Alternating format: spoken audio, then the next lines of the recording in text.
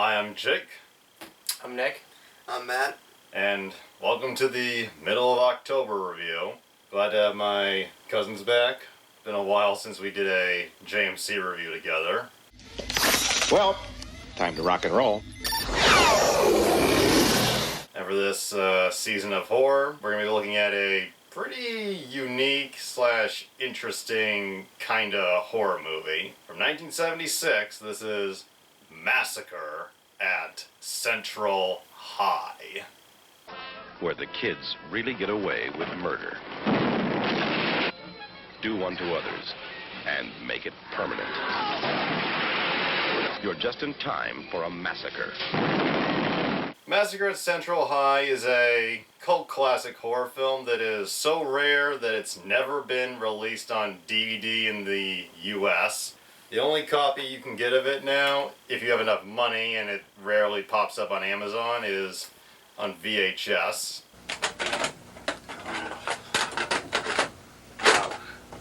I'm not so good at operating this machine. I bet I can figure it out.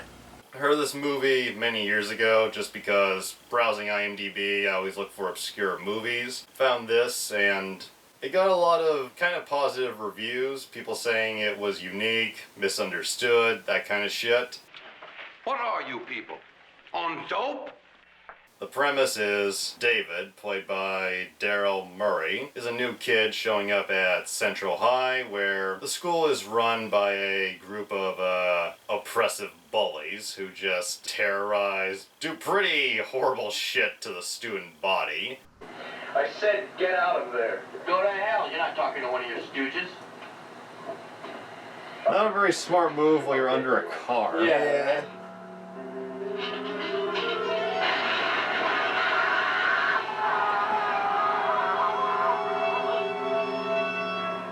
David decides to fight back after being crippled and kills off the bullies one by one, thinking it will change things. And then what happens is the victims kind of become the new bullies, and he starts trying to kill them off as well. But when they were on their own, they were as bad as the ones I killed. I couldn't bring them back, so to be fair, I had to get rid of the others. This movie, it was not what I expected. Like, the hype for it, the good reviews made me think it was gonna be a Rolling Thunder type of 70s revenge movie.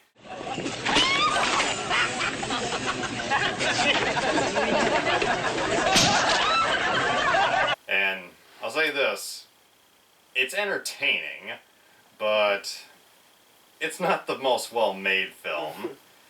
What did you guys think of it?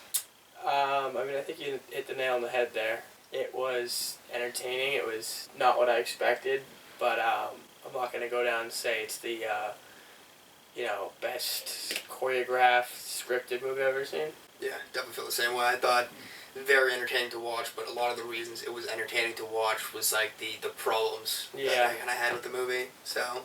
Teresa, that's a very nice name. And a very nice smile. Very smooth. What are you looking for? Right now, I'd settle for the student lounge. That's easy. It's just down the hall. The film was written and directed by Dutch filmmaker René Daalder, a guy who's only made a few films and recently died in 2019, and yeah, it's sad he's dead, I guess, but doesn't mean we're not going to rip this film apart. Yeah. This was Daalder's second feature film after a 1969 Dutch film called The White Slave. I have no idea what that's about, but I'd be curious how it'd play out in this day and age. With a budget of $500,000. Okay. Pretty decent for the 70s. Probably went all for the pyrotechnics. And the hang gliding shots. Yeah. That'd be so fun to do. Yeah. Definitely don't have the balls to do it. The film was shot in 3 weeks in Los Angeles and Malibu, and was filmed under the fake title Incident at Foxdale High because he was worried that having Massacre would limit filming permits. Cops! We don't have a permit. Run!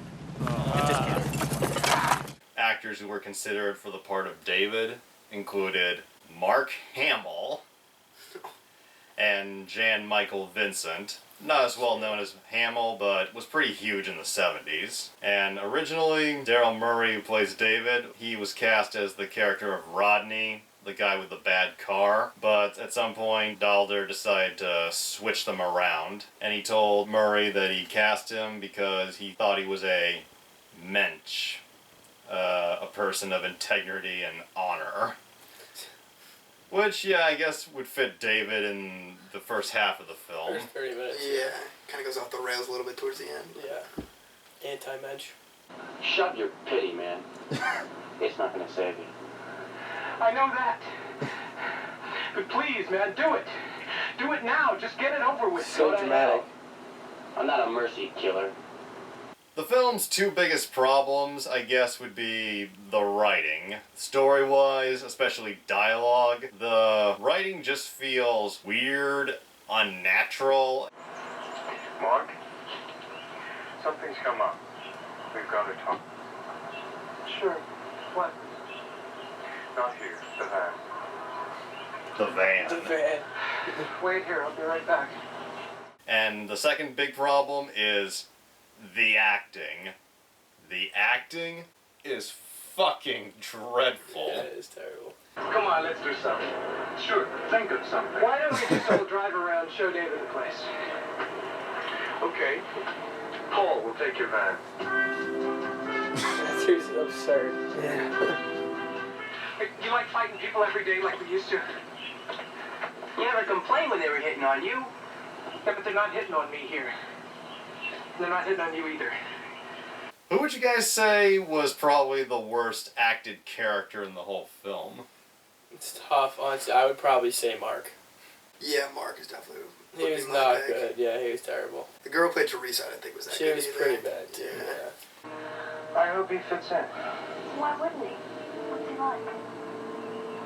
When I first met him, he helped me out in the jam without even knowing me. He was like that. Mark is played by Andrew Stevens, who is surprisingly one of the few actors in this film who kind of had a career after this movie. He had a pretty successful streak as a supporting player in various action and horror films throughout the 80s and the 90s. He was pretty big in starring in softcore erotica movies, some of which he also directed. So he's an interesting dude. So what? Kimberly Beck, who plays Teresa, Mark's girlfriend. She's best known, aside from this movie, for starring in another pretty famous horror film, Friday the 13th, The Final Chapter. And while she's not that memorable in it, she is a lot better than she is in this film. Yeah. It's about Mark. Well, I can't do anything. I can't talk to him. I don't want you to talk to him. I just don't want you to kill him. What did he tell you? Nothing. But I'm not so stupid. You're pretty stupid. According to Rex Steven Sykes, who plays Rodney, a kid with a really shitbox car who gets pushed around because his car sucks. According to him, the dialogue was so cheesy that a lot of the cast improvised many lines in the film. Yeah. And it kind of feels like that at times. It does. I noticed that myself, too. The dialogue just feels spontaneous and like they just thought up on the spot and they didn't have time to put much thought into how they would emote said dialogue. Best example, remember the scene where they were all sitting around at like on like a blanket or something, and they were all talking at the same time, and I think you made a comment, Jake, you're just like, wow, can like one person speak at a time, please? Like, that just kind of felt like it was like, trying to improvise. And as I was saying, Sri, it's really mystical. I mean, One person at a time, please. And the only other actor who's really notable in this film that went anywhere is Robert Carradine, who many might know, like our generation would know as the dad on Lizzie McGuire, the Disney show, but people of the 80s would know him for another film about nerds fighting back against bullies, Revenge of the Nerds. It's hard to say who exactly would be the best actor in the film. I mean, Daryl Murray, he's definitely got some good moments, as you said, in the first half, but when he starts to act evil, he really goes over the top in many scenes. The fuck do you think you are? Just a madman. There's no scenery left to chew for this guy. Most of the other cast is not really that notable, aside from the actors who played the bullies in the film. I thought they were decent antagonists as far as tormenting the other kids. Yeah, I thought Bruce was fine. He was creepy. I think your pal David means trouble. Now, what do you mean? He's a great guy. I know he's your friend. That's right, he's my friend. But he seems to be looking for a fight. I will give it to him. Yeah, this guy, it feels like he's trying to show he can play a villain so he'll get cast in a much better role. You said you were shocked when he was the first one to die. Yeah, I'm like, I feel like they still have to... There's still some stuff left to be done with him. Kill off, like, the blonde-haired guy. Well, the other one first. You don't like those guys? A little like Gestapo? Who does? Very on the nose. That's well said. He dies after David cuts this line on a hang glider because apparently these rich kids love to go hang gliding.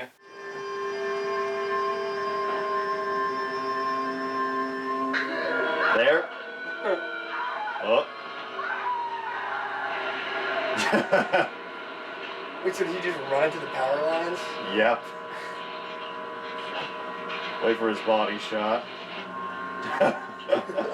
The second bully, Craig, dies in what I honestly think is one of the dumbest deaths in the film. David sees a note from the school janitor saying the pool is going to be shut down on a specific day, and it's directed right at Craig. I guess he's that important. When Craig shows up to do a little deep diving, David shuts off the lights to the pool and... Goddamn idiots. What the hell happened to the lights? Oh well, fucking My issue with this scene is, who goes swimming, diving into a pool in a pitch black room?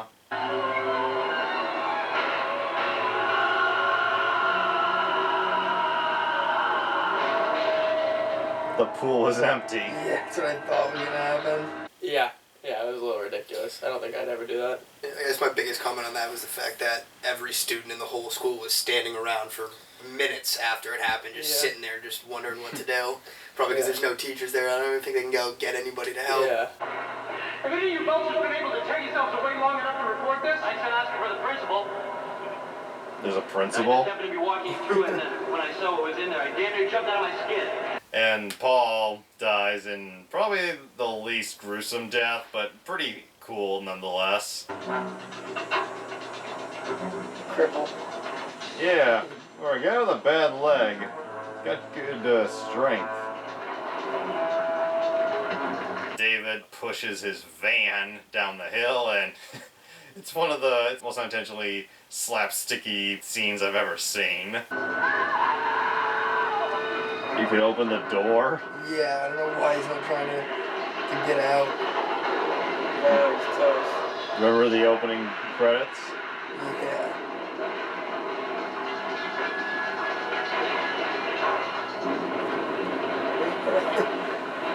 That motherfucker's dead! The way the school is run is pretty unbelievable, and it becomes clear after a while this movie is clearly not supposed to be reality. There's no parents there. There's no students, there's no adults whatsoever. It's just a bunch of kids running amok. You guys noticing that there's no teachers at the school? Yeah, I was wondering that about the gym class. They literally pulled a switchblade on a dude in the middle of gym class. And just nothing. Despite the fact that 80% of this film takes place in a high school, we don't see any fucking teachers at all. We see that note from a janitor, but we don't even see him. Addressed as janitor. Yeah, Not even like the name of the person. They were in classrooms, they were in gym class. It wasn't like it was after class that all these scenes were taking place. It was like during the school day, and there was not a single teacher. So a student dies, nope, there's no authority there. It's just a bunch of students like, oh my god, what do we do? What do we do? does anyone even learn anything? Are there actually classes here, or is this just a place people go to hang out? There's also no scenes where they're in class either. Like, Yeah. that goes literally just all hallways. In the locker. Yeah. Aside from the attempted rape scene. Yeah, right in the middle of the school.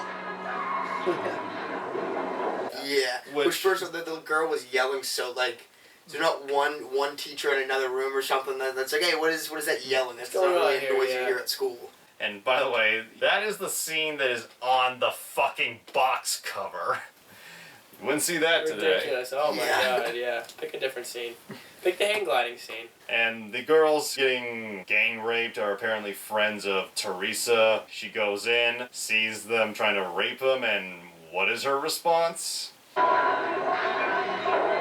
Hello? That's your idea of a good fight, huh? No, I'm waiting for Mary and Jane. How long will this take? Oh, what's wrong, Craig? You can't get enough for an audience? Help them? Yeah. Yeah, she just sits down, and I'm like, your friends are getting raped right in front of you! Literally 5 feet away! Maybe jump up, run up. Don't just sit there, you stupid cunt!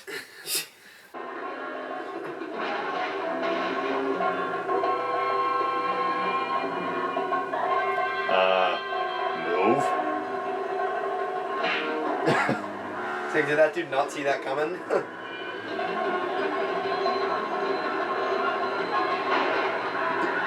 What? Yeah, I don't understand the physics of what just happened right there. My favorite part of that scene, though, was after David comes in and saves them, and then they're leaving, and they just don't even say thank you to David. They're just kind of like, yeah, whatever, like, I know you just saved our lives here, but see you tomorrow. See you tomorrow, yeah. Yeah, Another day here at Central High. Hey, can I give you a lift home or something? No thanks, we'll manage. You're welcome? Yeah, it's like, I want to thank you. And Teresa acts like a bitch when he goes after her to ask how she is. What do you want? An applause boost to Lancelot Ash? Hey, come on. Yeah? You know, for a while there I couldn't tell the difference between you and Bruce or Craig and Jane. Oh, really? I'm sorry. Well, see, one group tried to rape your friends, the other guy save them. Yeah. They act like saving them was an inconvenience. Yeah, Teresa was like, you're acting more like Bruce than you yourself, and I'm like, what are you talking about? He just like saved your two friends, like, and you're acting like he's the rapist at this point. It was ridiculous. Jesus Christ Almighty, come on, will ya? The Mark character, next to being pretty badly acted, is the most annoying character in the film. You're not being smart. What? I'm disappointed in you, man. David's left must have rattled your brain. Or you started a fight, okay? That's reason enough to waste it. Simply beat you. Why do they keep this guy You were around? thinking straight, man. You realize he's a good guy to have with us, not against us. Bullshit. And Teresa, she's not as annoying, but she's pretty fucking stupid. And they're so stupid, they almost seem like they fit together. Yeah. Although I think the most missed opportunity for romance was between David and Mark. Mark keeps vouching for him, talking about him like he's the greatest dude ever. What's his reason? Many years ago, David got him out of, as he put it, a jam. And he never goes beyond that. Just says he helped him, and we never even see a flashback of that. Yeah, that made absolutely no sense to me. And then even after David starts killing everybody, Mark seems to think that he can't tell authorities or can't blow up David's spot because he owes David. And I'm like, dude, he's killing people. What happened? What was this jam that was so significant that you have to protect him even at this point when he's killing your best friends? I can't do that. I still can't turn him in. Then what? He's got me out of that jam. Talk to him. I'll just talk to him. I think you're right. I think Mark might have had a little crush on David.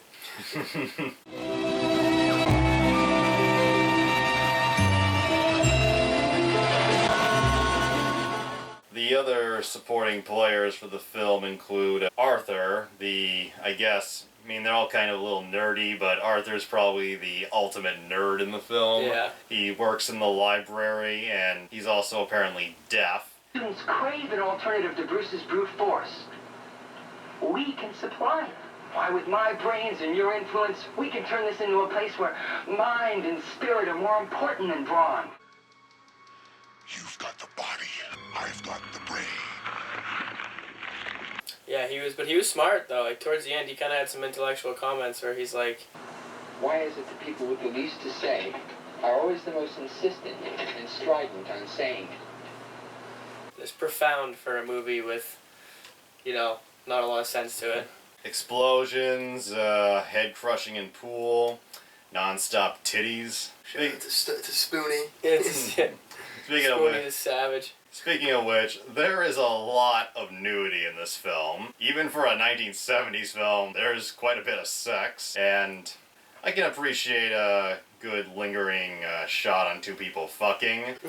And Spoonie, played by Robert Carradine, gets one of the most memorable moments in the film where he and the two girls who were almost raped earlier go to a canyon and have a threesome in a tent, and the scene pans out for like 5 minutes just showing the girls, and we don't see Robert Carradine fully naked, but we do see him in some pretty short shorts. Come here. Is that yours or hers shorts? Oh my god, like literally. Yeah, what? That literally. We also get probably the dumbest, and that's saying a lot, moment in the film. One of the girls spots some dynamite, which is in a box that says, "Dynamite, danger." She's like, "Hey, Spoonie, come here." He comes over, looks at it, is like, and just throws it away. How stupid can you get? How stupid do you want me to be? Okay, I get it. He wants to get with the two girls right away, but who sees dynamite and is just like, whatever? Yeah, and then it was the end. That was what ended up causing their death. Yeah, especially after like 5 students at your high school have been murdered in the last week, and a few of them have been by explosion. So I think that dynamite is definitely a good. Yeah. Should be a little careful. Yeah.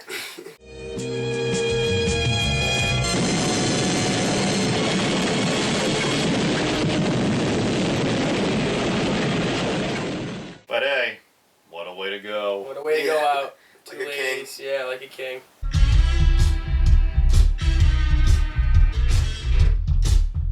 And there's also this token fat kid named Oscar, who I don't think has a single line in the film. We just see him getting beat up for being fat. Physical exercise to get higher blood pressure.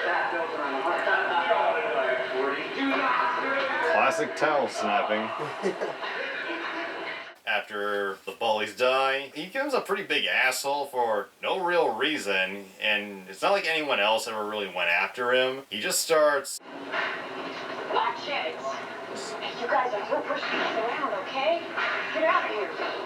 just randomly shoving people. What a weird way to assert your dominance. And the way he dies, he opens his locker and there's a bomb that goes off, and it's one of the few times the kids actually react realistically to somebody dying. Yeah. In front of their eyes, too. That's probably why. Everyone else like, oh, out of sight, out of mind. I didn't see him die. Who cares? Yeah.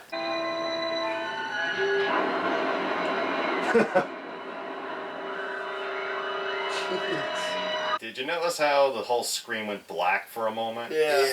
That wasn't a dummy. They actually had a stunt man, and there was a real explosion, but it wasn't meant to be that big. When it went off, it blew the guy back so hard it knocked him out, and the lights in the building all went out. Oh, wow, the stuntman got bodied. And they kept it, because why not? Yeah. Safety and regulations, who needs it? In the 70s, yeah. The reactions to death in this film are dumbfounding. Arthur, and I don't know how this works, he puts his hearing aid in, and apparently there was something in it that fried his brain and made his ears bleed. Yeah, that one I couldn't understand either. People were just standing around him, no idea what to do. Probably because it's just a bunch of kids, and there's no teachers, there's no authority there to be like, we need to do this. And the former rape victims are now, it's implied they kind of want to rape him. I still say all he needs is a good fuck. Yeah. Yeah, that was weird, too. Hey, things are going all tits up, might as well have female and male rape. Yeah. I was gonna say, I think the funniest reaction to a death was when the blonde kid died in the van, when the van rolled down the hill, and then Mark went back to the beach with Teresa, and was like, "Oh, he's dead," and she just like, He's dead? Yeah. just like no reaction whatsoever. Literally, she's like, okay, now moved on, started talking about like David or something, just like no concern.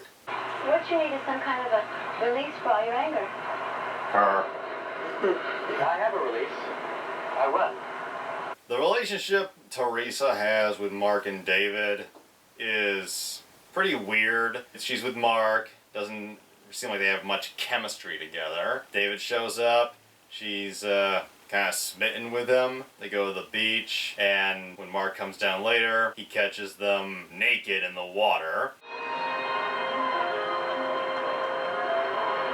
Poor Mark. That's what you get for being a little bitch.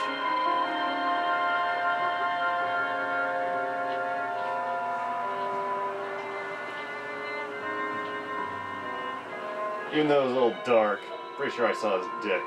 Really? And later she says, I wanted to make love, but he wouldn't do it. We just skinny dipped. And Mark's like, okay. Yeah. Come back in the car, let's go to the beach, baby.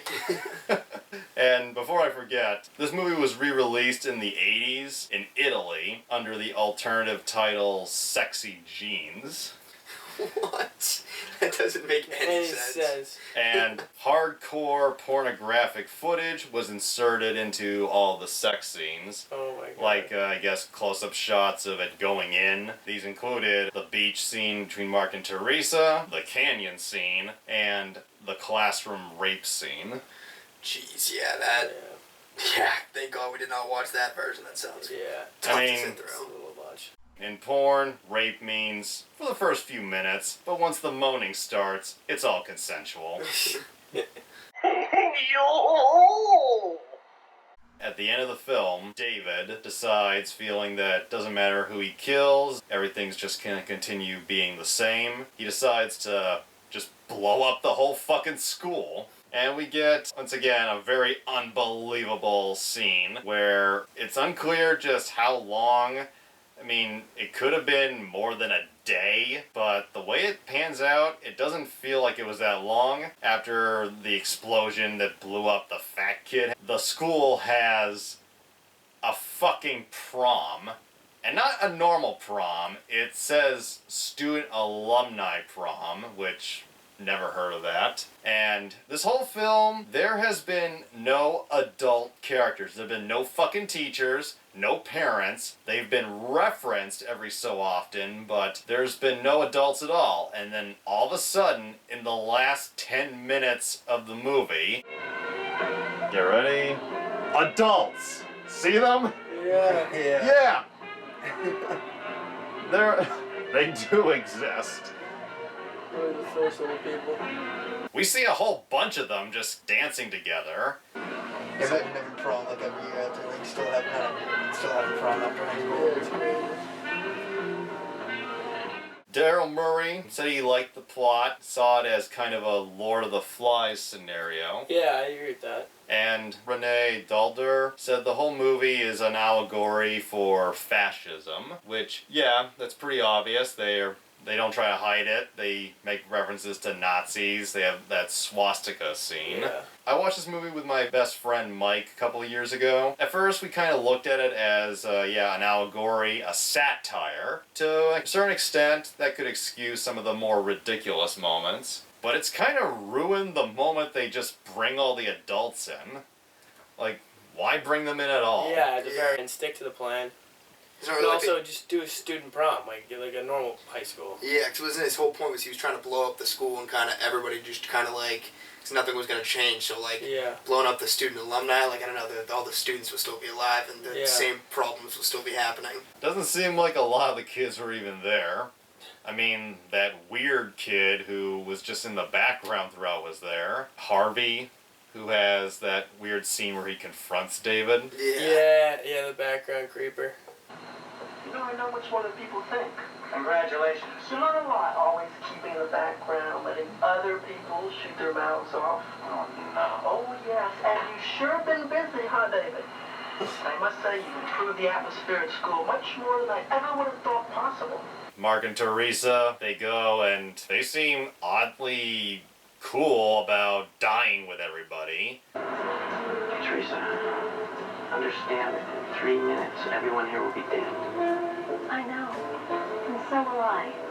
David, suddenly having a conscience, goes to get the bomb, and given how he said there was only 3 minutes, I think it would have blown up by that point. And when he finally blows up, I don't think that would have blown up the whole school. So it would have been contained in the basement. Like, I don't even think it would have reached the gym. Yeah. Like, maybe they would have, I don't know. People would have been like, oh, what's going on here? Yeah, it's an earthquake? Yeah. It's California. They're used to that. Totally a normal step right there. And David's dead. See you in Pittsburgh. When they go out, again, just nonchalant reaction to crazy shit. It's just a fire. Just a little fire. Let's all go in now. Yeah, forget about it. Yeah, the one time the adults are around, they're not concerned at all, even though a student just got killed. And finally, for the first time ever, the police show up. And what do Mark and Teresa do? Despite everything this fucking psychopath has done, they cover for him, and they put the blame on fucking Spoonie. Spoonie, yeah. Why throwing Spoonie on the bus? What did he do? Maybe it's because he was an annoying hippie and he got more girls than anybody else. I guess. What the hell is going on here? What the fuck is wrong with Hollywood? The film ends pretty abruptly, and the opening and end credits have the weirdest choice for a horror movie theme. This weird song called Crossroads. It's pretty upbeat. I kind of liked it. Crossroads of your life, and where you go from here is up to you. Is he in pain or busting a nut?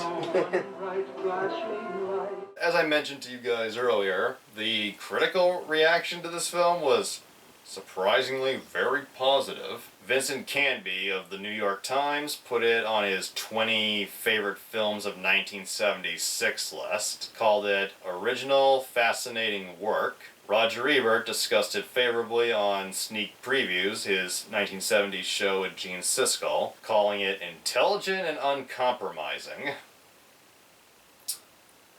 Yeah, I don't know if I'm buying it. I think it has good ideas. Yeah. He said some good bits of dialogue, like with Arthur, but the execution was really off the money. Looked like a C-budget film that was kind of like, I could see what they were trying to do, but yeah, exactly, the execution wasn't good. But I mean, it was still, I guess it was like a cool concept where it's just like, the good guy is sick and tired of these bullies running the school, and so he's like, alright, I'm gonna get rid of them. And then once he gets rid of the bullies, the previously underprivileged people become the bullies themselves, and so he's just gets downtrodden with the system and decides they're just gonna kill everyone. That was the idea, I feel like, but it didn't come off that great. Yeah, it was just all over the place. I don't know, my biggest complaint with it is there was just nobody to root for. Like, at the beginning, you rooted for David, and you want, like, I want to see what he's gonna do here, how's he gonna fix these problems. Yeah. And then he just turns psycho, and then maybe you could root for Mark and Teresa, but they're just so goddamn annoying. You just can't root for them, so it's literally just like, it's like you're just sitting and observing what's happening. You can't can't root for anybody. Yeah, I completely agree with that. Roger Ebert, as far as his praise goes for the film, he was a recovering alcoholic. He didn't get sober until 1979. This film came out in 1976. You figure it out. Yeah. He must have been drunk off his ass watching this movie. If you come out of this and be like, wow, that was phenomenal. I really like that. It actually looks like it was filmed through the lens of a drunk man, because it just doesn't really make sense, and it's just kind of disorganized and chaotic. Yeah. Alcoholics and fools, they are one and the same. Yeah. They're dead drunk. Daryl Murray says the message of the film, if there is one, is power corrupts and to always do the right thing. Okay. I mean, it's what you said. It was just all over the place. You couldn't really... It didn't feel like a coherent story. Like, the whole time you're like, wait, so he got crippled and now he's evil? And then, wait, like, Mark is still with Teresa even after the stuff that she... Like, it's just... The whole time you're like, wait, what's happening right now? Doesn't anyone notice this? I feel like I'm taking crazy pills! And essentially, there was a better version of this film many years later. Have either of you heard of the movie Heathers? I have not, no.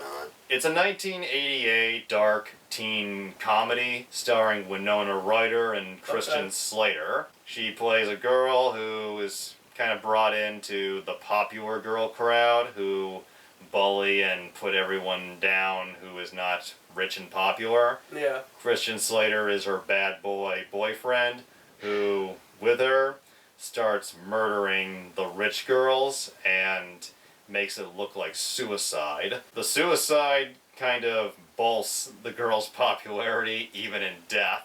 So some kids start to think to become popular, they need to kill themselves. Oh my god. And both movies end with a character trying to blow up the high school, but then changing their mind and getting blown up themselves. So it's like Massacre at Central High is Heather's unperfected. Yeah, okay. That's very 60s, Spoonie. Look, don't you jokers ever learn? Do you guys remember the online reviewer, Spoonie? Yeah, no, that's what I thought of when I first heard the guy's name. He actually reviewed Massacre at Central High a few years ago, and I only bring this up because people might wonder if we thought of it.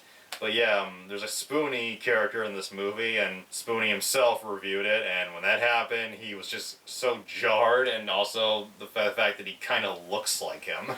Yeah, wait, and so what did he say when Spoonie, like, during Spoonie's death scene, where, like, he's with the two ladies? Did he, like, address that at all? I think he just said, good way to go out, and at the end, he's like, oh, fuck you, why put all the blame on Spoonie? He didn't do anything. Yeah. It's a good review, and if you haven't seen it yet, I recommend it. But this year, the most popular sport is murder. Massacre at Central High. Massacre at Central High is not a well-made film.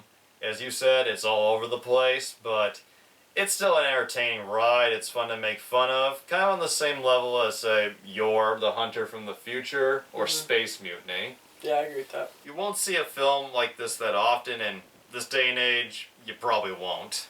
Some might question if this qualifies as a horror film, but yeah, I'd say it does. It's got a guy killing people on a murder spree. Yeah, it didn't seem too, like, horror-filled. Like, I mean, obviously, like, he's a psychopath, serial killer, but, like, the deaths weren't, like, too gruesome. Like, it was, like, even... The pool death was pretty gruesome. I guess, but, like, you didn't really... I mean, it was just, like, him bleeding out at the very end. I guess it's more of, like, the thought of them dying.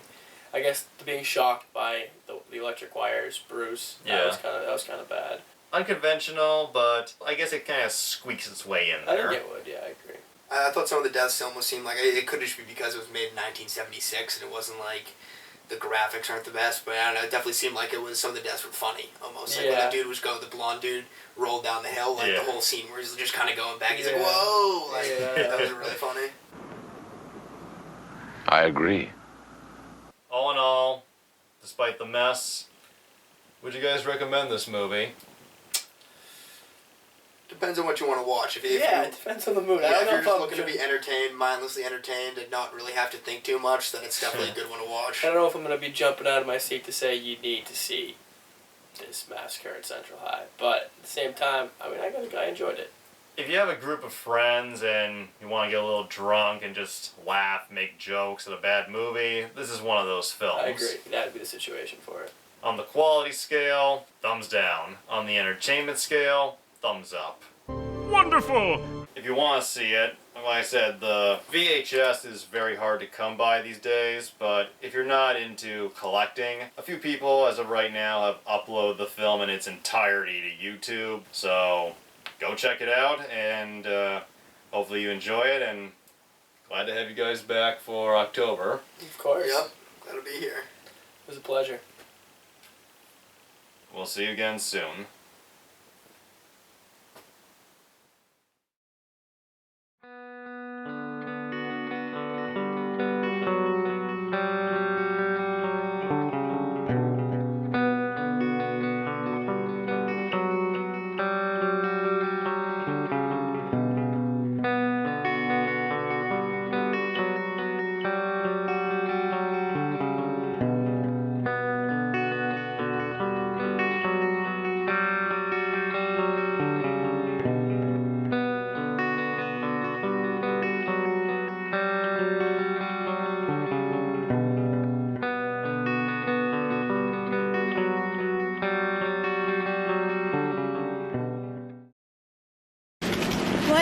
Morning, Jane. Morning.